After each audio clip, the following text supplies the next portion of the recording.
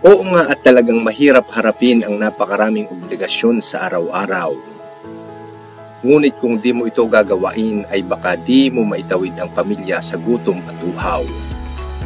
Kaya tanggapin na ganito talaga ang buhay at kailangan mo ang maging positibo sa iyong pananaw.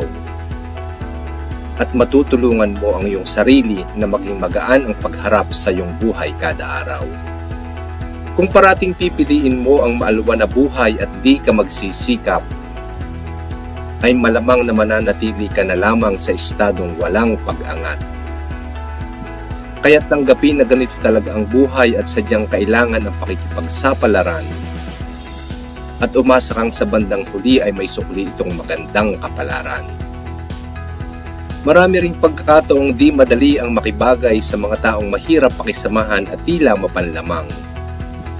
Ngunit kung paapekto at sasama ka sa agos ay ang prinsipyo at ang paniniwala mo ang iyong kalaban. Kaya tanggapin na ganito talaga ang buhay na kung minsan ay parang hindi ito patas. Ngunit mas marami pa rin ang magaganda at mabubuting bagay ang Diyos sa atin na ipaparanas. Oo, ang buhay ay isang napakahaba at napakalayong biyahe. At malimit ay masyadong marami tayong bitbit sa kalooban sa ating mga sarili. Kaya kung nais lang naman na maging magaan at ma-enjoy natin ang araw-araw nating pagtahak sa buhay, subukang iwanan ang mabibigat na dala at mga di kailangang bagahe.